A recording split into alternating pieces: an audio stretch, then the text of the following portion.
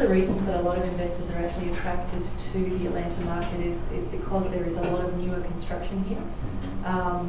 My general feeling from having driven around and seen quite a lot of properties now is that there's a mixed bag in terms of, like, there is some older construction, there's some newer construction, there's some brand new stuff. I mean, can you give me some general comments about, you know, what you're looking for and how the new versus the old marries up here in Atlanta? Sure. Well, then they're broken into two categories. There's the new construction foreclosures, and then there's just going to be the resale foreclosures, homes that have been occupied.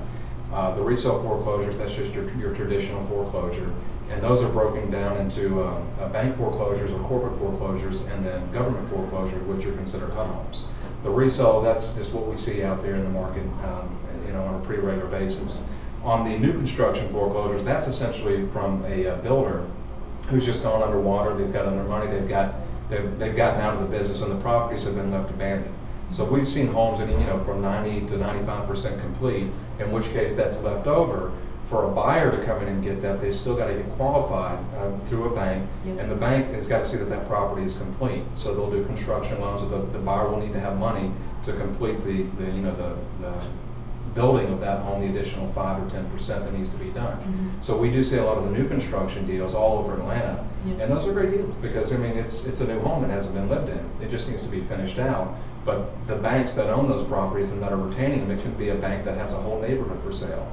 And they're going to liquidate those properties, as said, because they've been sitting there for years, and it's just, it just creates I guess, a transient poor where the bank is just losing money. They're bleeding. They want to sell those properties, so they mark them down to liquidate them.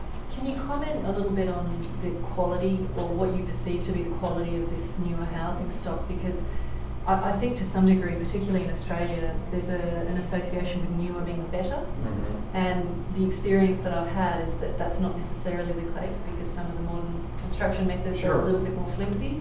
Can you kind of comment on that in Atlanta? Yeah, and then we just have to, it's sort of on a case-to-case basis. It depends on the builder. You know, if it's a quality builder, the builder has taken the money to actually buy good building materials and supplies and construct a well-made house. That's great. Whereas, you know, some of the builders, you know, I can't point anybody out specifically just because, you know, every builder is different, but they put a home together, they cut corners, they just slap it together so that they can make a profit and move on.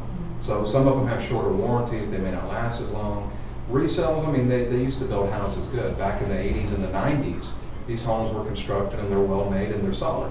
The newer homes, you know, you've got attractive land and they've been subdivided up to where, you know, the builder wants to put as many homes on a parcel of land as they can because it's about a profit for them. So that's essentially what we see. What about with homes that are sort of, you know, built after 1990? I mean, I would still consider that as newer construction. Often you don't have the records to go back and see who built it and how it was built. So what are you looking for when you're looking at these properties?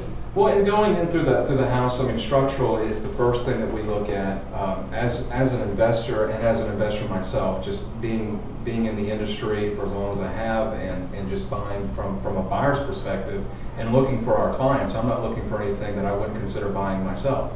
So at walking through the home, my main thing that I'm looking for are going to be structural issues. With the homes that we have here, you have homes on slabs, which is just a concrete foundation. Then you have homes that are on basements. The basement homes tend to be riddled with more repairs and more things to look for, so we want to look for things like roof issues, any kind of foundation issues, cracked foundations, water penetration, because of the lay of the land in Atlanta, it's not flat, it's very mountainous. So with what we see here, part of the homes that have basements can be partially below grade or underground, and I have to walk around the house and do a close inspection to see the condition of the property as a whole. What we're looking for is we're looking for properties that just need cosmetic repairs. We want things that are minimal repairs to get in because, you know, let's face it, we want to make a profit. We don't want to get into a situation where we're buying a house and the good deal that we had, we spent so much money, it's no longer a good deal.